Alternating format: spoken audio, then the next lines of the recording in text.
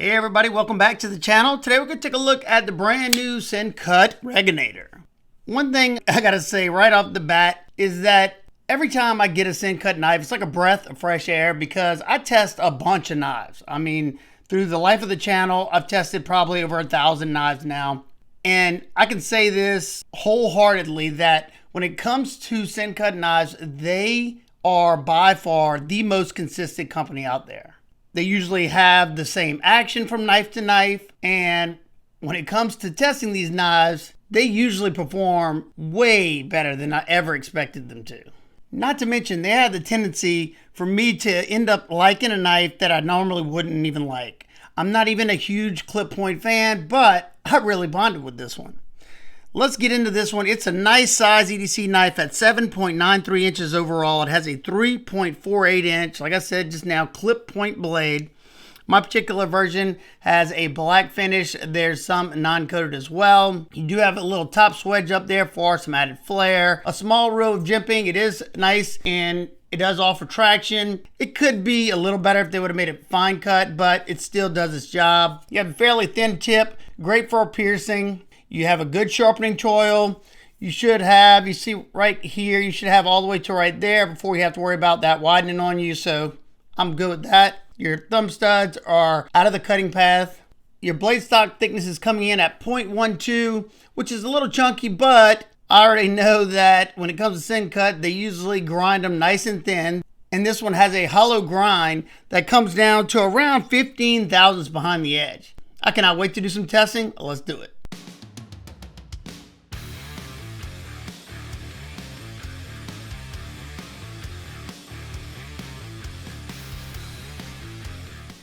Well, no surprise here. This one came ridiculously sharp and it's incredibly slicey. I don't even have to measure this one. It's got a nice thin hollow grind. I can feel it. And even though this isn't my first choice of blade shapes, it's probably going to grow on me because I just love the way it's performing. Nice and slicey, and I'm cutting decent length cuts, and I'm not sliding out yet.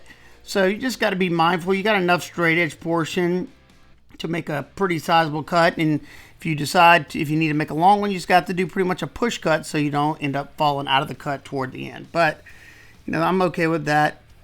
It's just very, very slicey. It's definitely a breath of fresh air whenever it comes time to test these Sencut knives. Now we're going to test the ergos. And you can see how crisp that edge is. It's wanting to peel this like a apple. Very, very nicely done. The scales are comfortable. The clip's staying out of the way of my palm. This one's about as comfortable as flat scales can be, at least for my medium-sized hand. And, even with the pressure, it's comfortable. And I was able to get a lot of force into it. So, yeah, I'm enjoying it so far. I don't see it falling off anytime soon. Get to the half-inch sisal rope. It's got bite to the edge. And it's going to power through even the hard pieces of sisal rope that I have in it. It didn't take the toll on it like I thought it would, because we did hit quite a few of those pieces of the sisal rope with the glue in it. This belly is going to really shine at these cuts on a flat cutting surface, and it's a fairly easy thing because with that belly, I can use either the front portion, almost like a Tonto, especially whenever that tip goes up as high as this one does, because that belly just kind of jumps up. And you know what? I kind of think it's a shame because this is in 9CR18, and if you look up the data on 9CR, it's a very low-end budget steel. But this knife, it could be the edge, factory edge it comes with. It outperforms some of the other budget knives that have more expensive steels in them, like 14C, and that should never be the case. But, it all depends on the company's heat treat, and obviously the one I was testing wasn't the best. Either that or it just had a very poor factory edge, which could definitely be the case. The coating did not cause the friction I was thinking it would. And it just performed great on all these. That edge did not feel like it slowed down any. And one cool thing about 9CR is that it's so easy to hone back. You can strop it back usually as long as you don't have any major edge damage. and it can get so sharp. So yeah, I enjoyed this one once again, but no surprise here. They always doing a great job. Well, this time, I hope y'all enjoyed this testing. I apologize. My last two videos that I was supposed to have the testing in, I don't know what happened. I don't know if I had too much going on or I'm just burnt out. But for some reason, I did all that testing, I edited it, I did all the good stuff, and it did not make it to the video. So that's my fault. I apologize. I hope I did not do that with this one. It's getting ridiculous on my part. So let's take a look at the deployment and action of this one. So you have a flipper tab and thumb studs. Your flipper tab is right up here by the pivots, so you should have a lot of momentum. You got jimping there. It's a nice minimal flipper. This one, of course, flips great. And then the action, look at that. Super smooth, riding on bearings. The thumb stud action, great. Reverse flick, great. Slow roll, great. Like I said earlier, when it comes to the action, they just do such a good job of dialing it in. I don't care if they have 5 deployments. They're going to all be great. I really can't remember a Sencut that I've reviewed on this channel, and it's been pretty much every single model that I was like, man, this action's terrible. It's possible they could have had one, but I don't remember it. That's because there's not many if there is. Let's touch on the ergos. You don't have any crazy choil areas except this forward right here. My hand fits nicely. It was as comfortable as flat scales can be. They do a great job of knocking off any sharp edges. They got a chamfer going all the way around, so there's no sharp spots anywhere. Saber grip, comfortable. Hammer grip, comfortable. Your pull grip, comfortable as long as you're kind of behind the flipper tab, and that's really not even that bad. And then the reverse gas station knife fight grip, good too, because you got a rounded section on the butt. So if you want to stab it into a log, make some feather sticks with it, you can do that. And I think it's really awesome that with a $40 knife, you're getting what you're getting here. This is, in my opinion, a super high value knife, just like every Sencut. And in my humble opinion, Sencut has the best bang for your buck on the market today, hands down. Like I said, especially if you're looking at performance and consistency, Sencut, in my opinion, is doing it the best. So $40 knife, you're getting multi-layered G10, so you have green underneath, the black on top. It's peel ply with the black, offers just the right amount of texture. The green is smooth, but doesn't really matter, like I said, because you have the peel ply of the black right there that gives you the texture you need. You have milled out slots just so you can see the green underneath. And then you have 3 little holes that go through all the way through the other side to give you a little window through the handle. All your hardware is Torx T8. Countersunk body screws. Your pivot's not countersunk, but it's domed. You have flow-through construction, 2 hourglass standoffs in the back, and you have a hidden lanyard post right here. Glad they didn't put a hole. I think it's a nice touch. You have a deep carry pocket clip that is an actual deep carry, goes all the way past the end, so it completely disappears in the pocket, and it is reversible. They didn't inset the clip.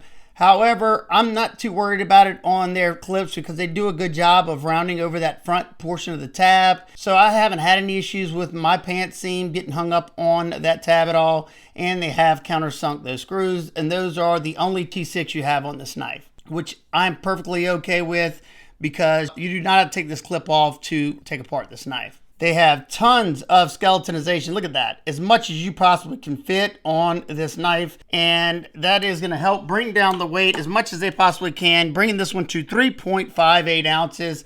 I think that's perfect. The balance point is absolute perfection. So it's not only going to be nimble in hand, it's also going to feel much lighter during use because of it being balanced. Don't know if y'all can see that or not, but the lock bar of my knife, I'd say, is around 50% or so. Access to the lock bar is okay. The show side comes down a little bit lower because of this cutout right there. You got a little texture. I can use the tip of my thumb if I want, but I don't really enjoy doing that because it just kind of messes with my neuropathy because of the texture. I use this portion right here on my thumb, and I have no issues whatsoever disengaging that lock that way.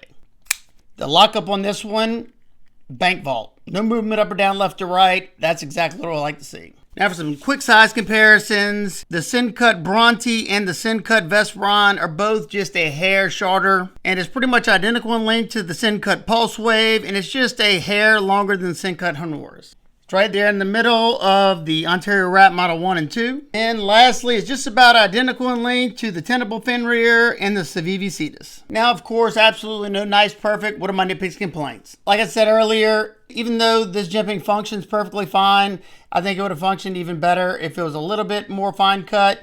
That said, that's just a very nitpicky thing. Maybe come out a little bit further if you could put it. I always would like to see the plunge grump come all the way down back here just so you can have all this sharpening life, but you still got more than an adequate amount. And lastly, it'd been nice to see this clip inset into the G10, but at least it's rounded over in the front and they countersunk the screws. And of course, I would always love to see T8 everywhere, but at the $40 price point, is it really that big of a deal? So what are my final thoughts? I'm not a Sencut fanboy or anything, but the facts are the facts. When it comes to Sencut knives, man, they just always impress me. The action's always on point. I mean, just look at that. This is a $40 knife. It's crazy what you can get for 40 bucks these days.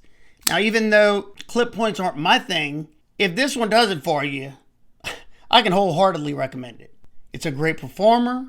It's got great action. It was comfortable. It's a great size. I think it's a good looking knife.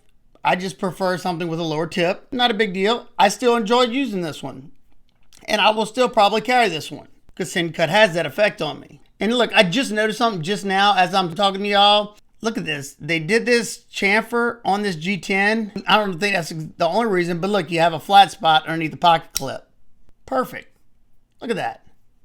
And it looks good. So yeah, Sencut, y'all have impressed me once again. Well-made knife, great price, high value as they come. Definitely would love to hear y'all thoughts on Sencut knives in general, and what do you think about this new Sencut Regnator? Their names are definitely getting funnier as we go, but I can only imagine what it's like to have to come up with a new name for a knife every month. And not just come up with one, make sure that name hasn't been used before. So let me know what y'all think about the Regnator. If you have any questions in particular about it, feel free to ask me down below. That's going to wrap up today's video. I hope every one of y'all is having a fantastic day. And remember, keep your blades sharp, smile more. Hey!